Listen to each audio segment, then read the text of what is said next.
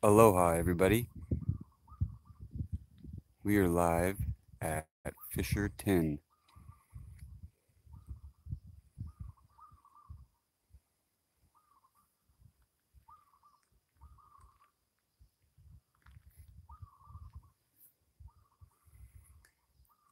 Live at Fissure 10. I don't smell any SO2. It's very clear today, crisp morning.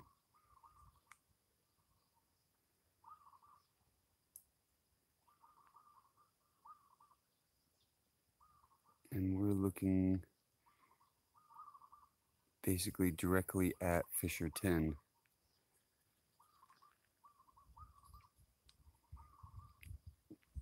Aloha, everybody. How's the picture quality?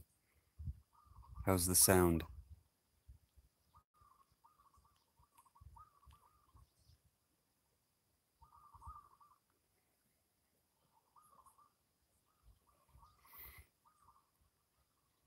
Okay, so it's about 6:20, 6:25, somewhere around there in the morning. Beautiful morning inside Leilani Estates. And we are looking at Fissure 10.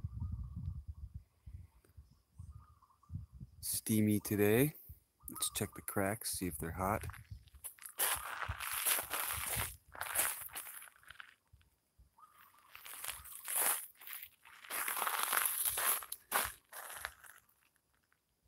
Yep, this crack right here is pretty hot.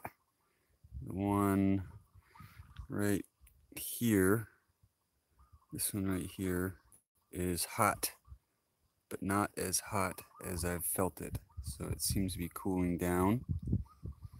And there's definitely less steam than I've seen in previous mornings.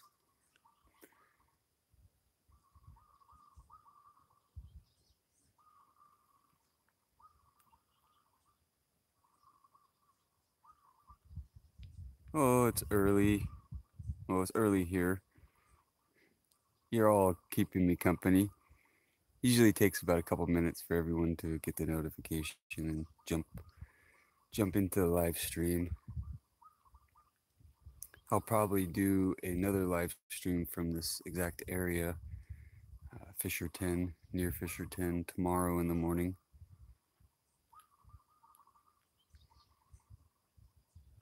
England. Paula from England just joining us. Thank you. Mahalo.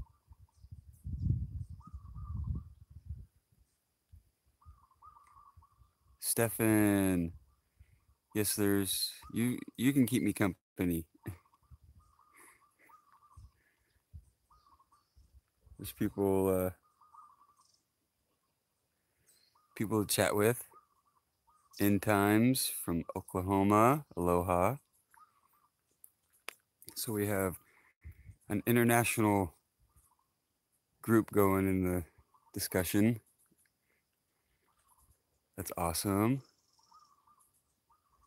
Good morning, Joan.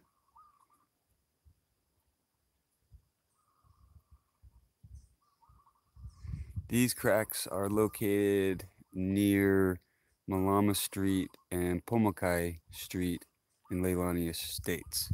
This is my friend's property, and he has a small portion of Fissure 10 on his property. Fissure 10 is 600 feet long, so it goes through about 5 properties in Leilani Estates. So I'm lucky enough to have a friend that will allow me to film this activity, and I have permission to be here from the owner of the property, not from the civil defense. I'm actually illegal right now. I just left my property, which I'm not supposed to do, and I came to a neighbor's property, which I'm not supposed to do. It's against the civil defense rules. I'm only supposed to drive out of my subdivision to go out of the subdivision. I can't drive to a neighbor's property. I can't leave my property without an escort.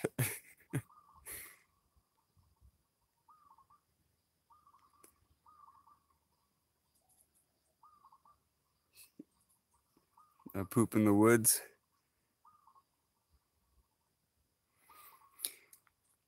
Paula, we can live at our property um, uh, in the voluntary evacuation zone, because there's two zones in Leilani. There's a mandatory evacuation, and that's Pulmukai East, and Pulmukai West. Uh, Residents can live in their houses at their property. It's just that we have these rules to follow. Let's see. I'll explain the rules. So civil defense doesn't want you to film on Leilani Avenue. The civil defense does not allow you to be with a member of the press. Civil defense does not allow you, once you get into the subdivision and you arrive at your property, you're not allowed to leave your property. You're not even supposed to go walk your dog. You're not supposed to walk down the street. But these rules will be lifted shortly, and I believe the checkpoints will be closed here shortly. I think in about a week or so. Hopefully, next week, we won't have to deal with these silly rules. Because to get into the subdivision, you have to have a placard and an ID. A placard for the vehicle and an ID for the address of the house. And you're only supposed to go to that address. So I was wondering, well, what if you don't have a car and you ride a bike? You got to get a placard for your bike, and only that bike can get in to Leilani with you on it. Basically, martial law, yes. The biggest thing is you can't be with a member of the press. I mean, that's insane. Technically, I'm not even supposed to live in Leilani because you could say I'm a member of the press. I'm a member of the media.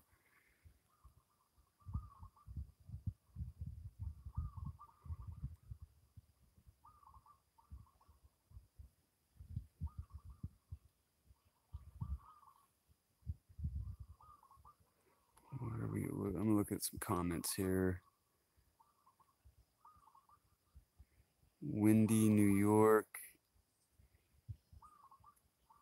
Civil defense placing silly and yeah, the rules for civil defense, the rules that they have created, they say they're enforceable, and maybe they are, but they haven't been enforcing them, which is good, but it's kind of silly.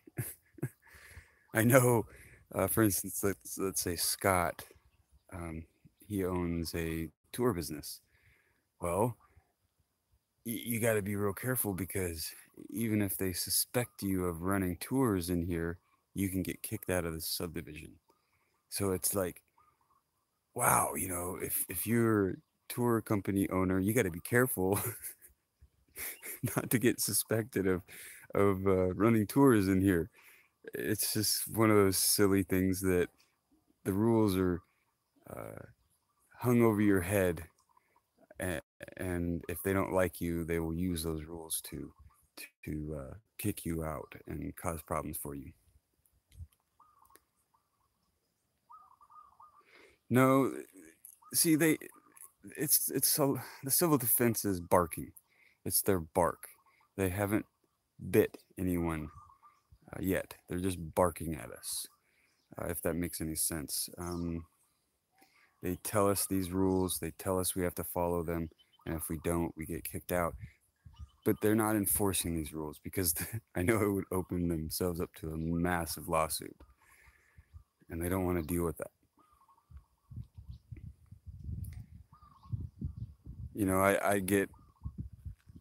I get looks from Talmadge. Last time I was in a community meeting, the director of civil defense was giving me some dirty looks because he kind of knows who I am.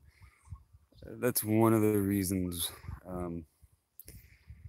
why I'm kind of like not so friendly,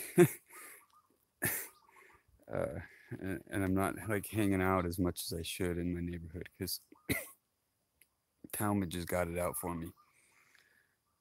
He doesn't like me because I've done a couple of videos that showed civil defense in action, and it maybe wasn't the most flattering, but that wasn't my intent.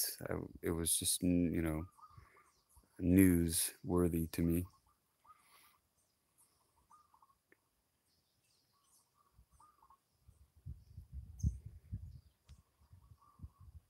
Yeah, we have an old style of civil defense in Hawaii.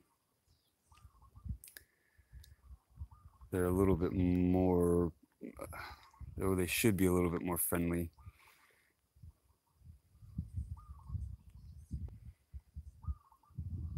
Here, I want to get you a different view, so I'm going to move the camera a little bit.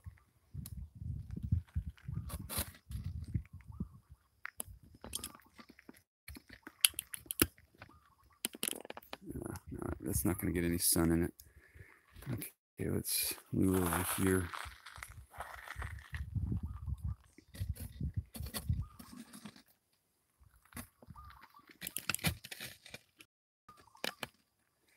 I wanted to get the sunset, or the sunrise in the video, but it's just too dark. The camera's not working. Let's check some comments.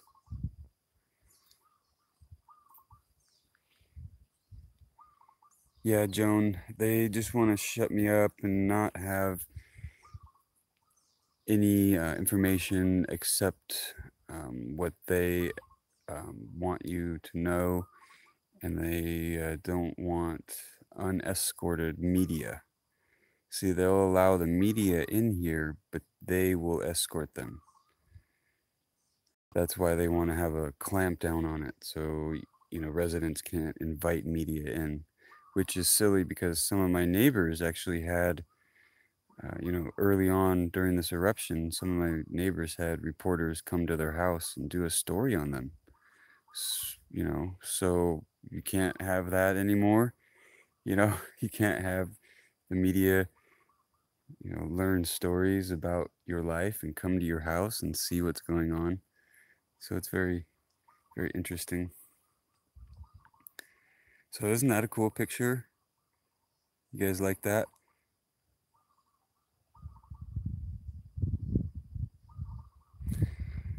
Stefan, let's see. It really depends, but it usually takes about a year or two for ferns to grow back. You'll see little ferns growing on the fresher lava fields, that were just, the land that was just covered in lava. It takes about a year or two to see, like weeds and ferns growing on them, just little ferns growing on the land.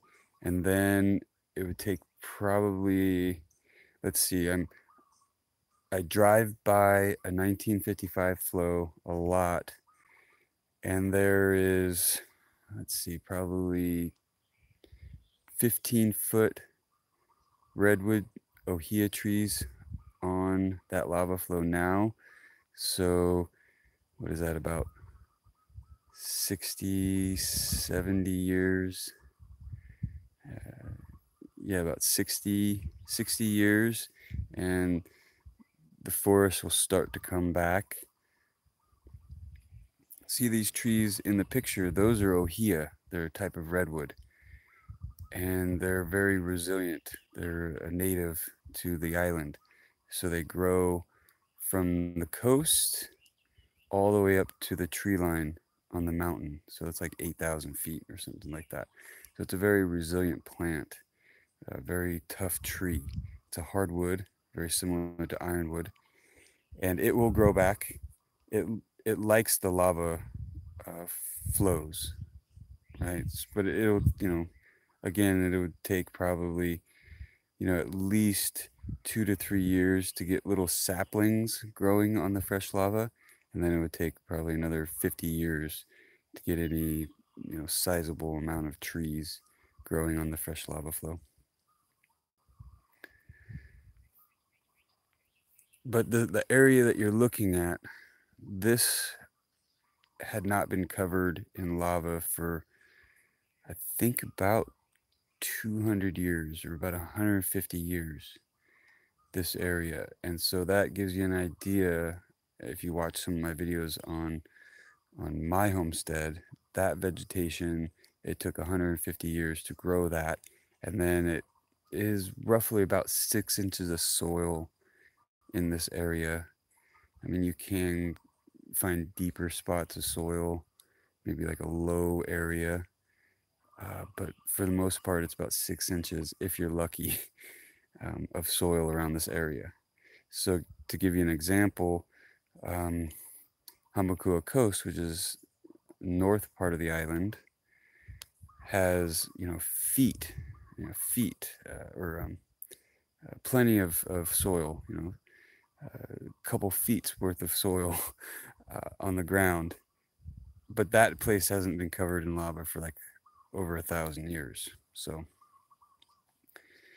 you can see, like, it takes about 1,000 years to build up, let's say, 2 feet of soil, or maybe more. Let's say 3 feet of soil. It takes about 1,000 years, and so that's plants growing and then dying and composting.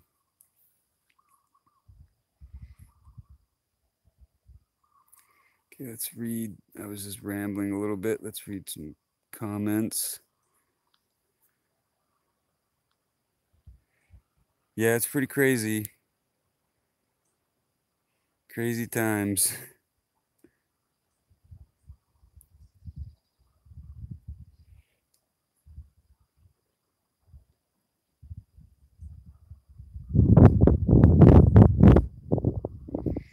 Yeah, they've tried several different ways of stopping lava.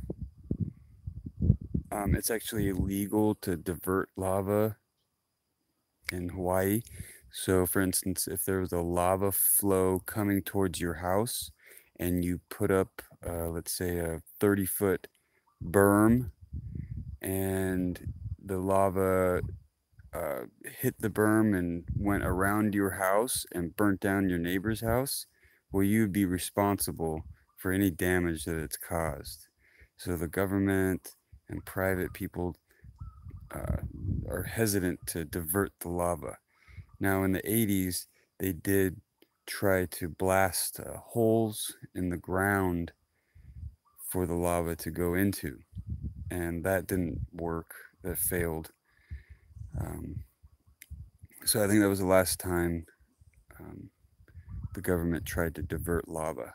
Now, people have tried to divert lava a few years ago when Pahoa was threatened by a lava flow, and the citizens living in Pahoa, I know of one guy, he put a berm up around his house of cinder, this 10, 15 foot high berm of cinder, and I think it might have worked, but the lava flow might have just stalled out anyway, so it's hard to tell.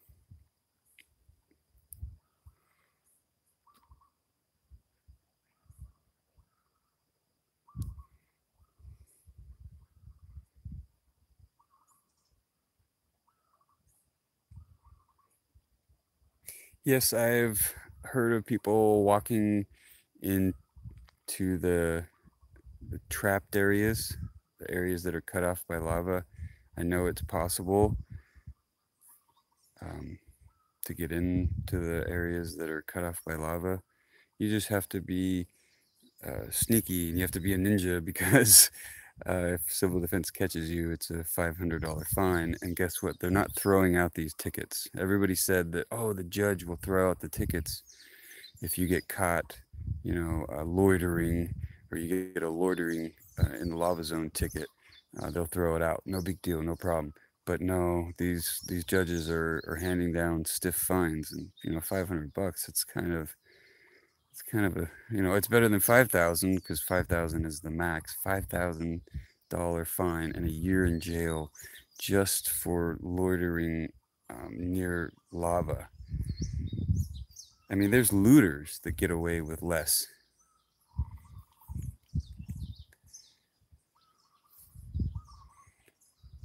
So Tree Dog 2, yeah, I believe you could, depending on where your house is, you could probably hike in there. I've heard of plenty of people.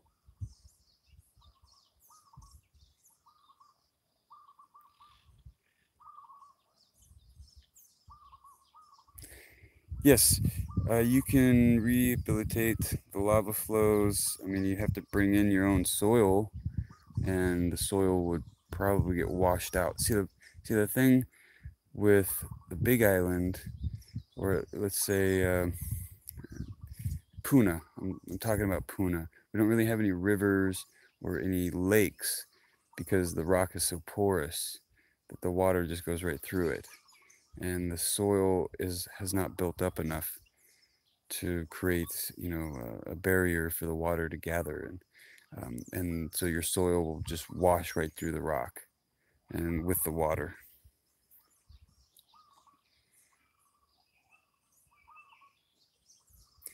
I've not seen bird die off. There was a little bit of rumor in the beginning of the eruption. People were finding birds um, dead, and I can imagine that probably happened. Um, I don't think it was on a mass scale, but I imagine that happened. I know I think it was the late 80s. Um, I would have to look this up, but when the geothermal plant, there was an accident at the geothermal plant, and the citizens that were affected by it got a payout. And my family was one of those families that got money because there was an accident and we were exposed to a bunch of toxic gases. And one of my neighbors, all of her chickens died. So that was in the 80s, mid 90s or late early 90s. I'm not sure exactly when that was. It was when I was younger. I don't even really remember it. But this time there was no mass bird die off. There was just mass plant die off.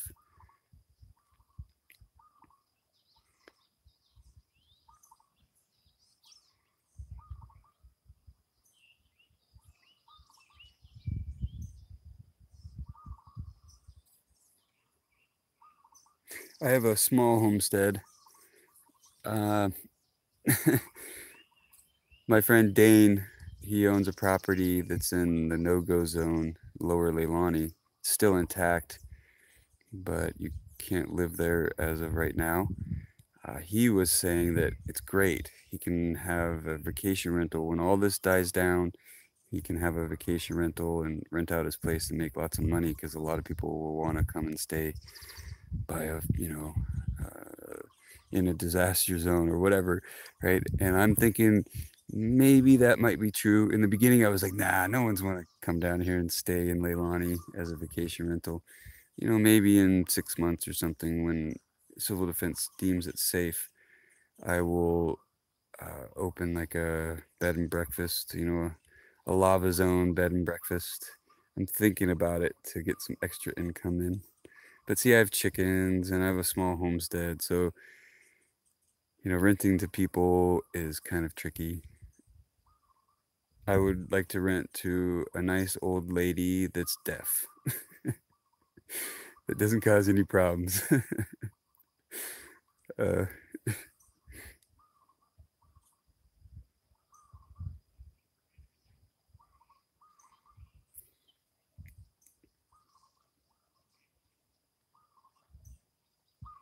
read some comments.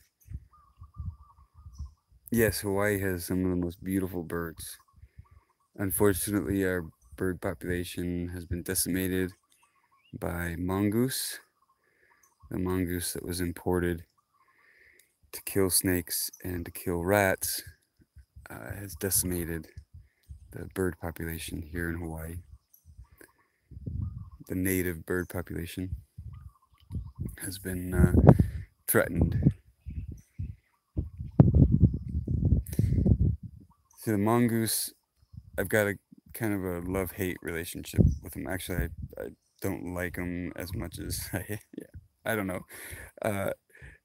They keep snakes away, but then they also kill my chickens. Like I have to be on guard and catch the mongoose as much as I can to prevent them from eating my chicks. You know, when my hens have chicks, sometimes the mongoose will go up and eat the little chickens. So I got to be careful.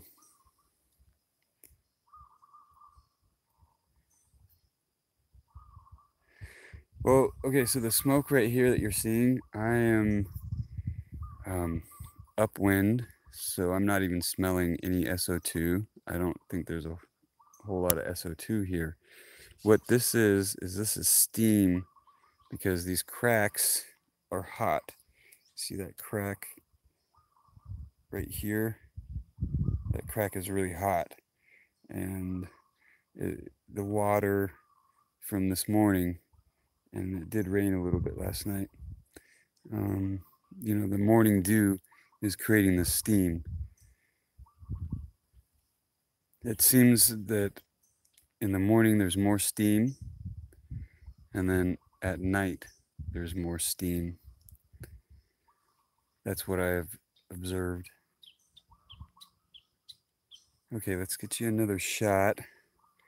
Let's see what we can see over here.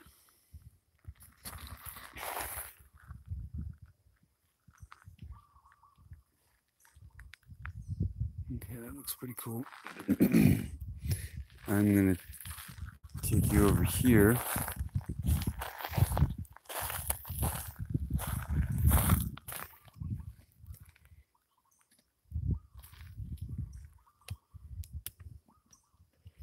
Move the camera. I got it on a tripod.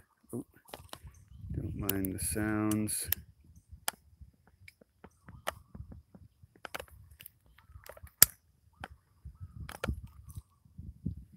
So now we're looking at a crack, and this crack is the hottest crack on this property.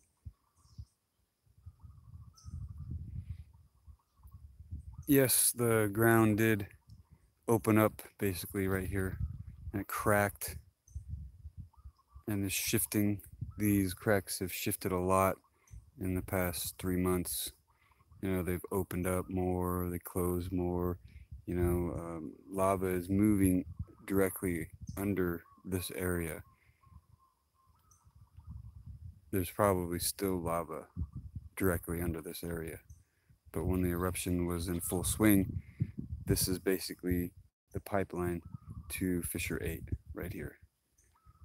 So I am uprift from Fissure 8, and Fissure 10 is the closest fissure to where I am right now. It's literally, 70 feet from where the camera is the actual fissure with lava coming out. These cracks are, I don't know if they're considered part of Fissure 10, but yeah. Oh, that's kind of beautiful with the sun rays. Wow, that looks eerie. I'm going to show you what the sun looks like. Okay. Oh, that's a cool picture.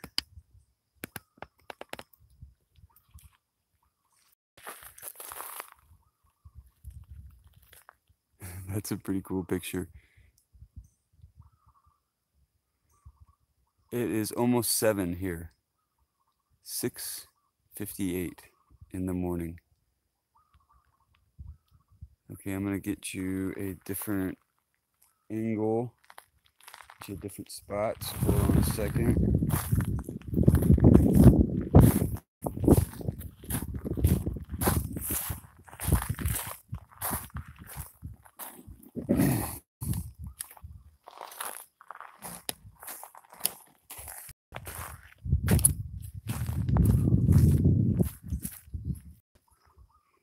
See, this crack has opened up quite a bit in the past couple days.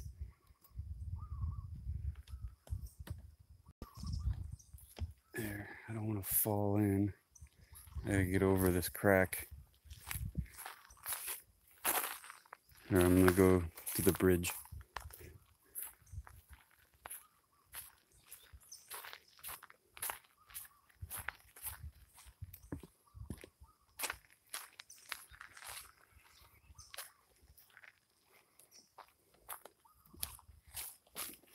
Okay, hold on a second, I'm almost there.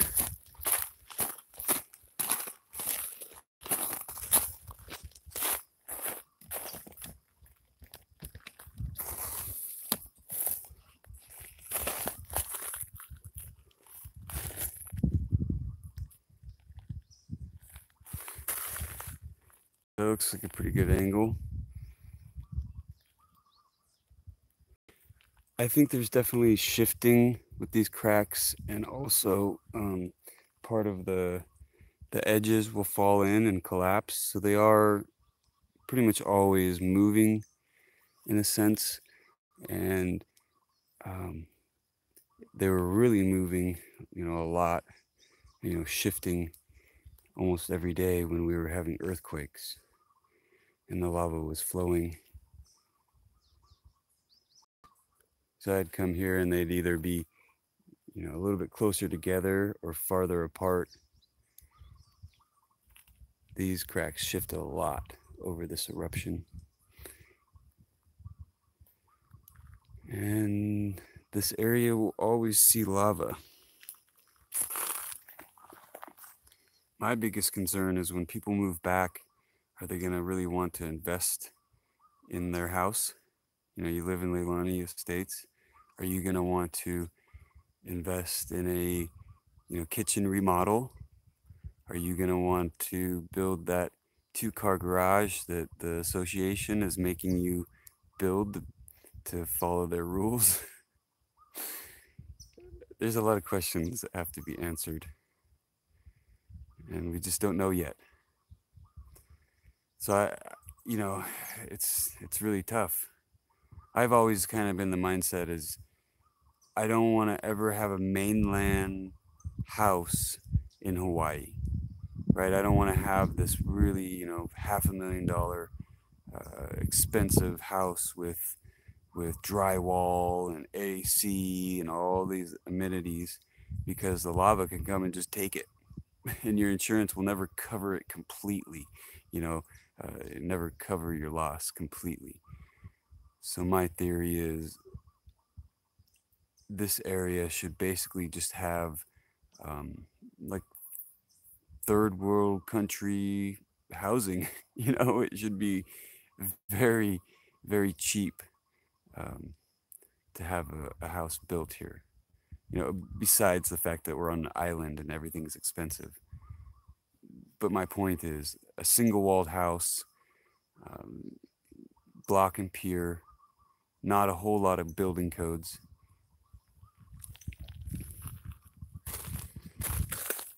Okay, let's read some comments.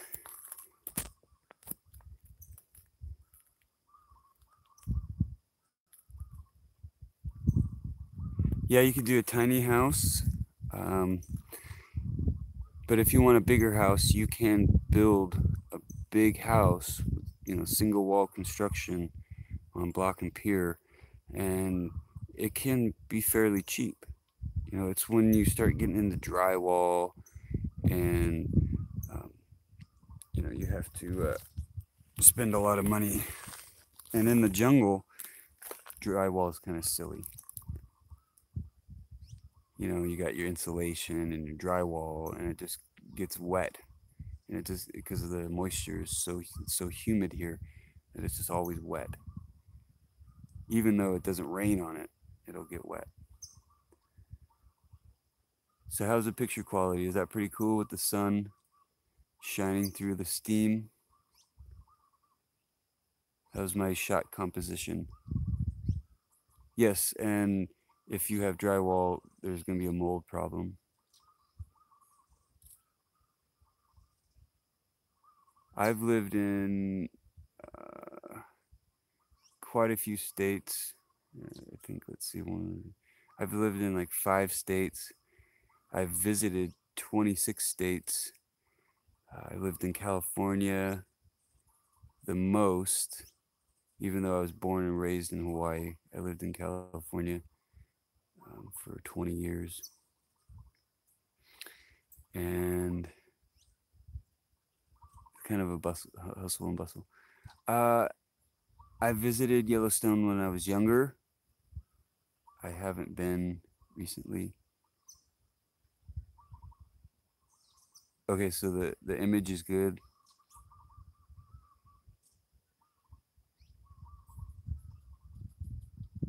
Hempcrete, look it up. Oh yeah, I mean, when you build with hemp, it's awesome. I know you can make hemp lumber, and you can get as much from an acre of land every year. And it takes 30 years of tree growth to get that same amount of lumber that you can get within 1 year of a hemp harvest. And hemp lumber is bug and mold resistant, and it's strong, super strong. So I'll check out Hempcrete.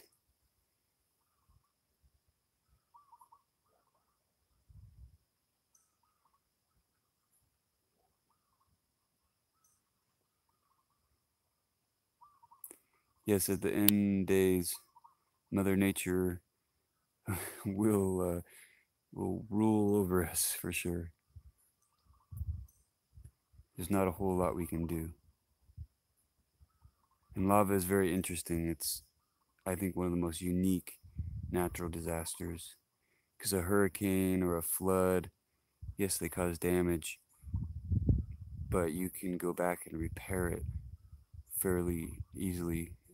But when lava comes in, it burns everything down and then covers it in 100 feet of rock. So that would be really hard to rebuild what you had, if your property got covered in 100 feet of rock.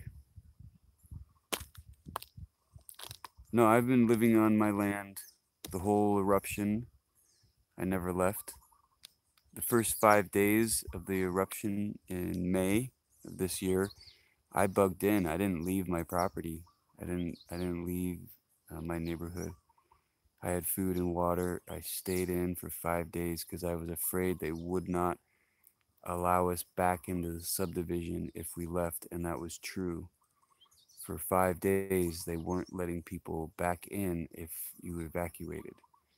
So, and I knew that, so I stayed in. I bugged in.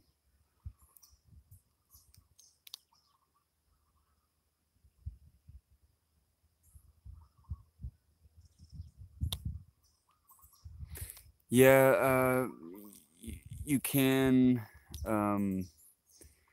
see when you say discovering a city over a lava flow, I think there's different types of lava, and also that could be ash.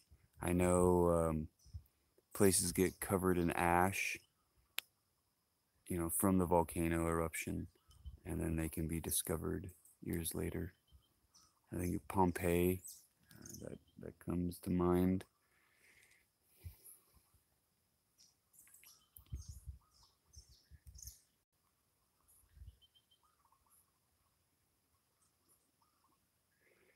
I've been debating on whether to eat my fruit that is on my property that has gone through this lava disaster. It's been affected by acid rain and SO2. The health department says it's fine. But then also I've read where, islanders that have to deal with volcanic eruptions will eat their crops and then get sick. So I've read that. So my idea is maybe to get it tested by the University of Hawaii. Give them a sample. I've got a couple oranges. Maybe I can give them an orange and have them tested. Excuse me. But tell you the truth, the acid rain and the SO2 has either prevented certain fruit trees from actually flowering, or they've uh, been affected so much that they drop the fruit before it's ripe. I've seen that happen. I haven't been fishing in a long time. The reason I haven't been fishing is because my favorite spot that I love to go fishing got covered in lava. I mean, this was my spot, and and it got covered in lava, so I can't go to my favorite fishing spot. My second favorite fishing spot is in a no-go zone, so I can't go there without risk of arrest. So I will start fishing here shortly. Also, I would fish down current from the eruption, so I was worried about getting contaminated fish, with fishing in the ocean, because the ocean entry was happening in Kapo'o, and I fish down current of that.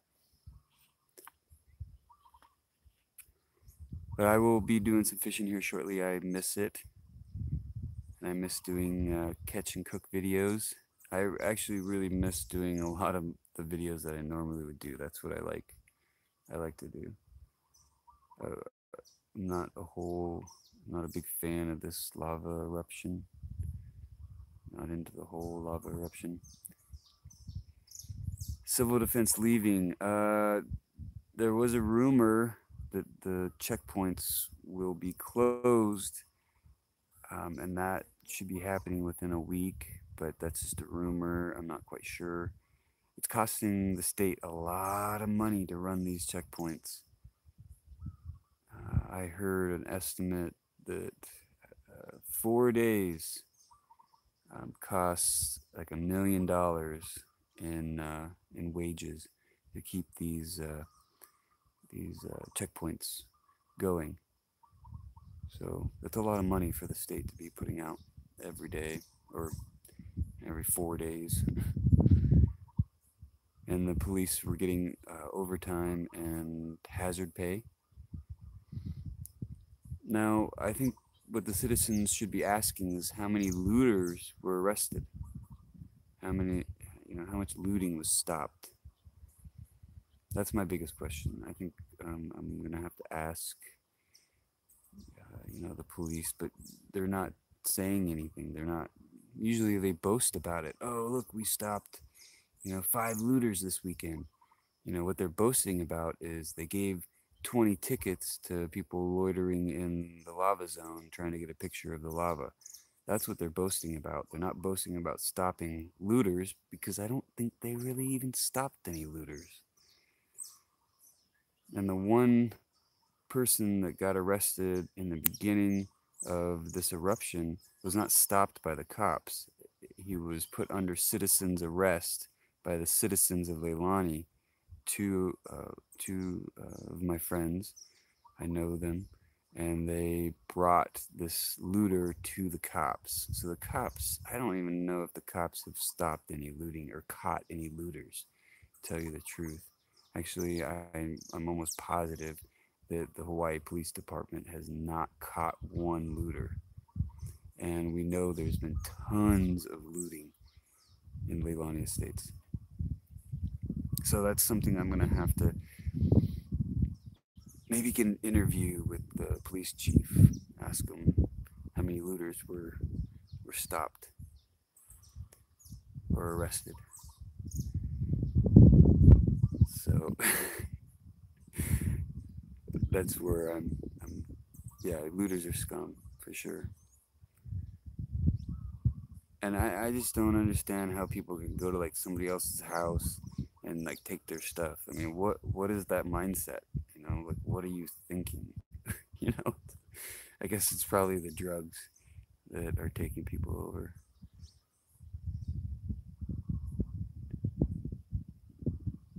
Well, there should be arrest records, and it should be fairly easy to look up. I have a friend that's really into that, and she keeps tabs on everyone arrested. Like every day, she'll find, oh yeah, this guy got arrested, this guy got arrested, this guy, you know, she knows all this stuff. I'll have to ask her how many looters were arrested. But I'm almost positive that it was just one, maybe two, which is a very low number considering that there is, you know, at least 20, 30 houses looted just in this neighborhood. I know of five. I've visited three, so I know, you know, you do the times 10 rule on that one. Well, if I've visited three houses that have been looted, you can imagine that there's at least 30 houses in this neighborhood that have been looted. Just times it by 10. Times it by 10 rule. There's no hot lava visible.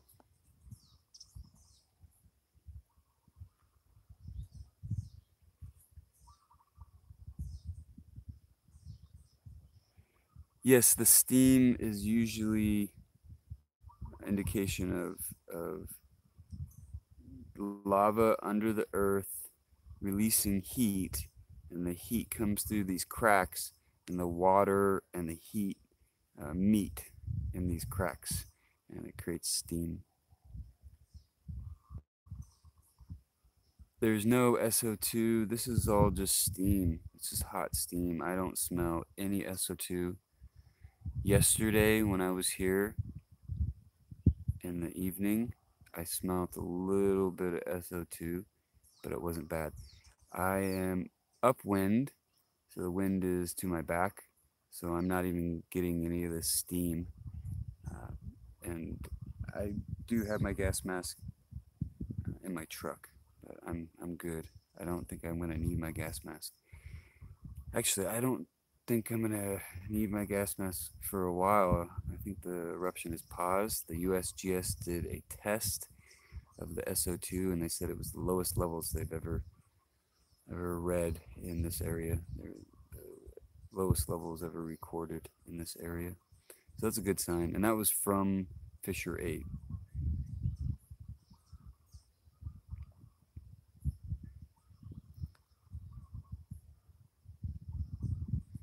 So let's see. Yeah, we got some cool sunrise, got some sun rays in there, got the steam.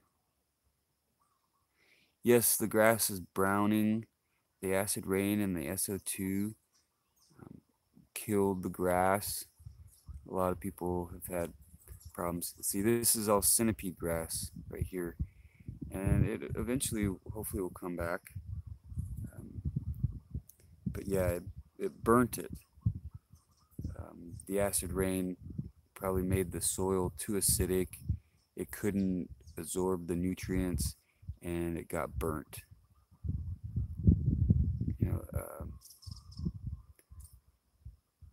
You know, you got your alkaline and your acid, your acidity, and so if there's an extreme on either one of those, it'll kill the plant. And the SO2 and the acid rain have definitely scarred Leilani, especially lower Leilani. There's been mass plant die-off. Luckily, this eruption didn't go on much longer, because if it did, then there would be even more. There'd be more plant die-off. Fissure 10 is 600 feet. I think it's one of the longest fissures. It goes through 5 properties. So this is just one end of Fissure 10. And that would be basically right in the middle of the screen. You can't see it because of the steam. I don't know about you. Maybe it's the sun, but it seems like the steam has increased. Maybe it's the heat from the sun. I'm not sure.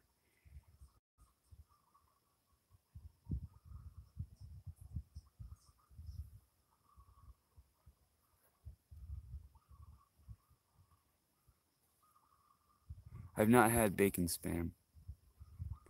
It's interesting.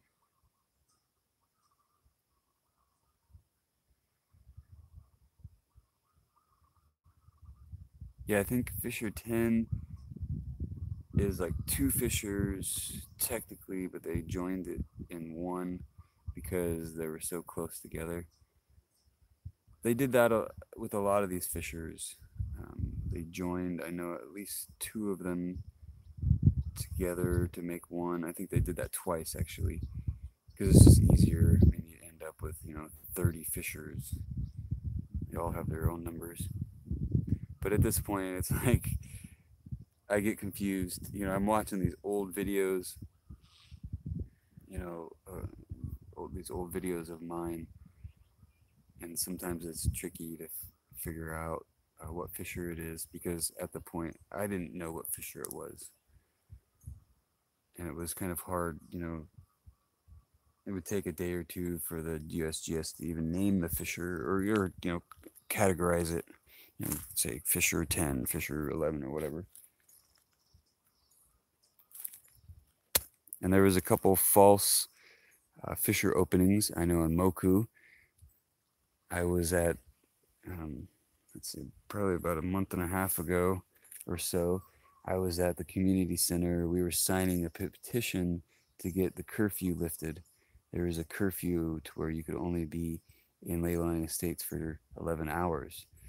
So we were trying to get that lifted, and we were all signing this petition, and a cop came by and told us that there was a fissure that opened up on Moku, a new fissure, and it was coming down our way, and so we had to all evacuate, and it kind of freaked us all out. That was kind of scary.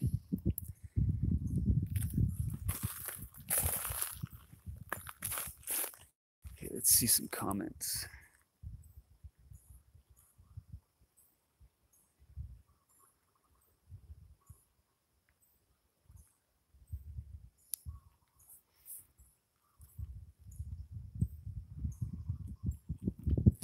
There's not a whole lot of lava, I guess.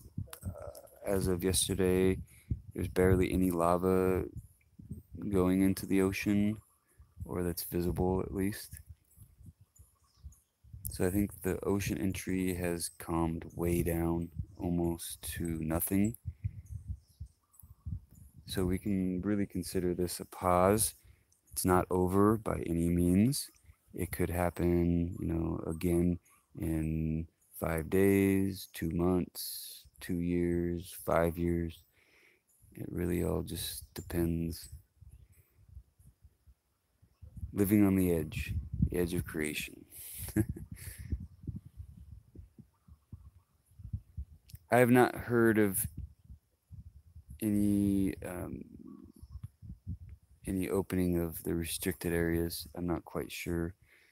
I've kind of unplugged for the past couple days, just not getting a whole lot of information, just kind of tired of the lava. I want to start making short films.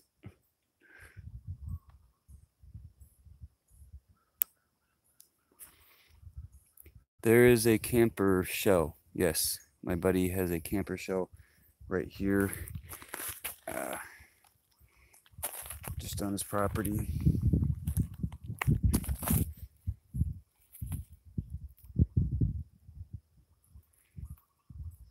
Yeah, basically, civil defense was, that mindset is everyone's gonna die. You better leave right now. And of course, no one died, or there might have been one death, but it's an unsolved mystery. There's a missing persons, and supposedly he hiked down over the lava. It was cool, and he hiked down, I guess, towards Bohiki area, and it's when it was cut off by lava, and he's missing because there's still people living down in the Pohiki area, and they're trapped by lava. Basically, the roads are cut off, and there's still people living down there. So people will bring them supplies. They'll hike in supplies, and now that the boat ramp is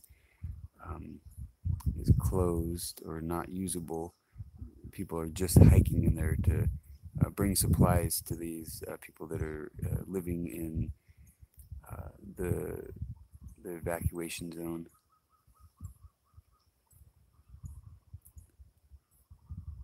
So it may be kind of interesting to do one of those runs to make a video like that. But then, okay, so I'm on a list. I'm on a civil defense list. They know who I am. They know what I do. They don't like it. So I've been banned. I'm probably even banned from living in Leilani Estates. I haven't tested that. I don't want to, but I'm almost positive I'm banned from living in Leilani Estates. I'm on a list.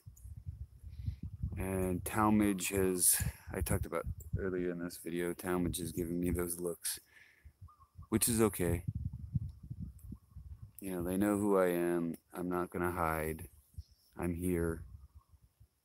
You know, what are they going to do? I'm trying to give people information.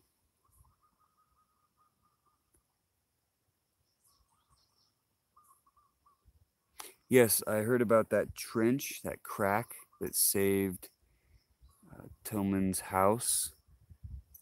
And that's kind of what they tried to do in the 80s. They tried to make a crack wider so more lava could go into it to protect Hilo, but it didn't work.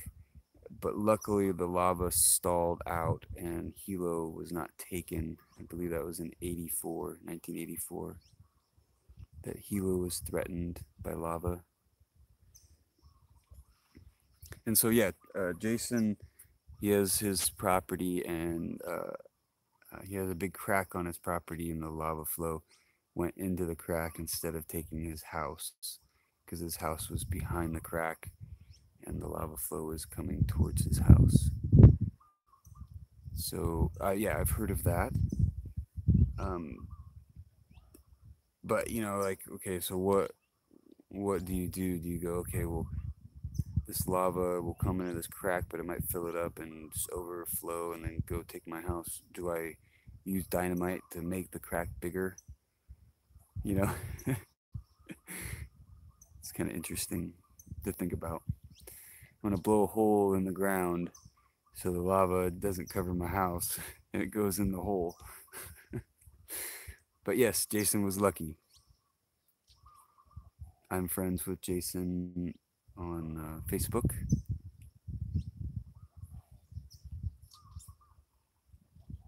I've seen his pictures. It's pretty amazing. Well, thank you, Joan.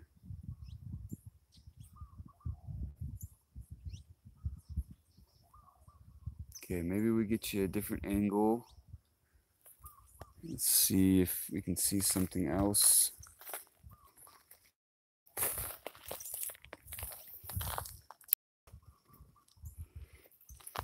Try not to move the camera too much. This is going to be bad reception or bad video quality. Just for a second until I move. Yeah, I think that's a good picture.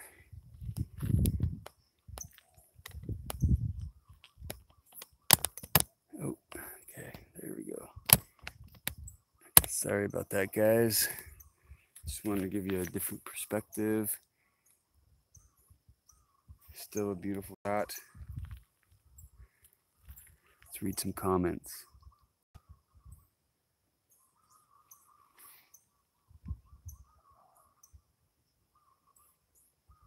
Yes, you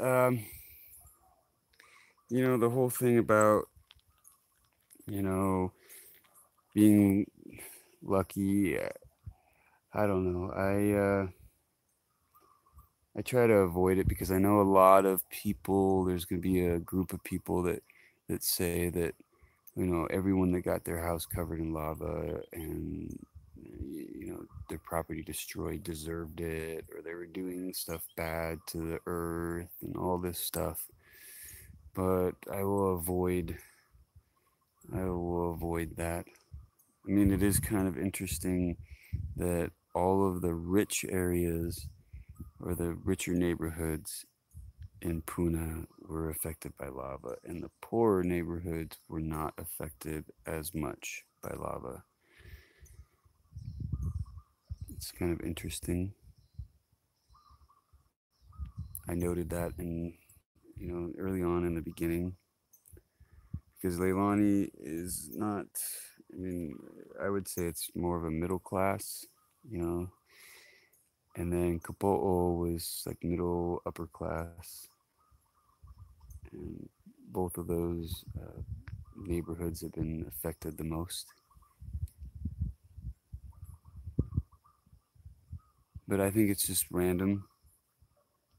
You know how many stories I've heard of people that just bought their house or just finished building their house in Leilani literally days before the eruption happened. So that's tough. I mean, I heard about this one couple 2 months before the eruption happened, they bought a house in Leilani, and it was, kind of sad to hear that because they didn't even get to really live in their house, and then it gets covered in lava.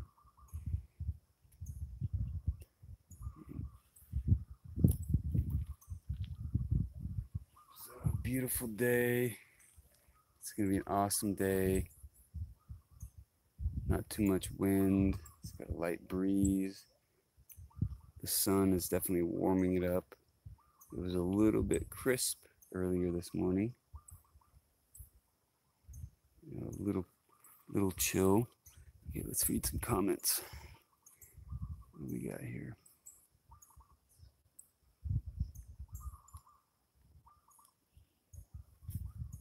Well, thank you, Alex. Yeah, it's just steam. I would say it's maybe a little over 100 degrees. I mean, I can put my hand on it. Here, let's go over there. Might as well. It's gonna be bad picture quality for a second here.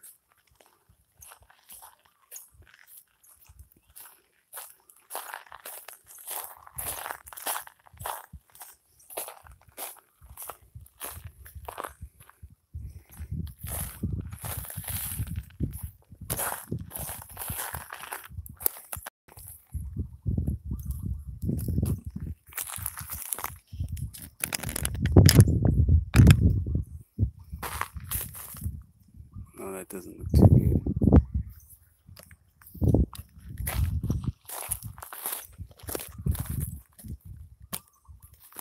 Maybe that's better.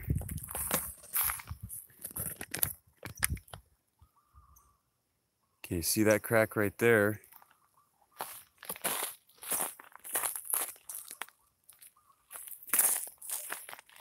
Fogged up my glasses real quick. But it's not, like, I don't feel it's gonna burn me or anything. I mean, it's like putting your hand over a boiling pot of water. The steam from a boiling pot of water. It's basically how hot it feels.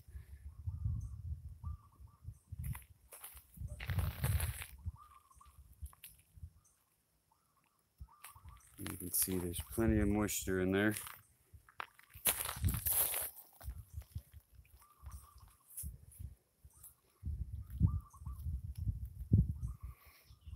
Here, I'm gonna get you a better picture. Let's see, I'm gonna go over here.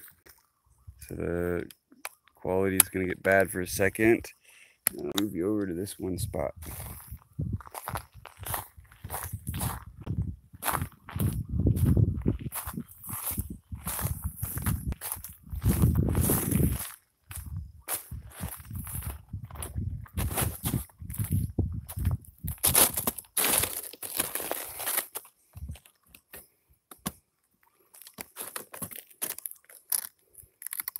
Now we are literally on the lava flow.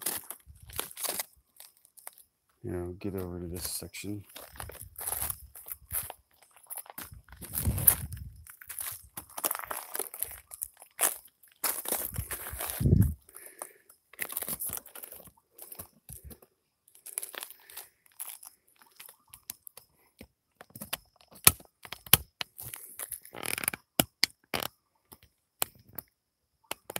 Okay, that's not a very good picture, but here, I'll just do this. Just go like this. There, fresh lava. Fresh lava flow. And here is a puka. This is a hole in the ground from a tree.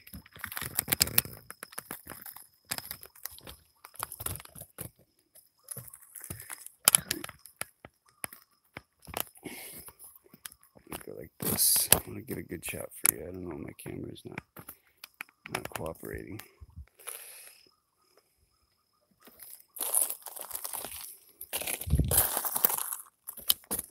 Come on, phone.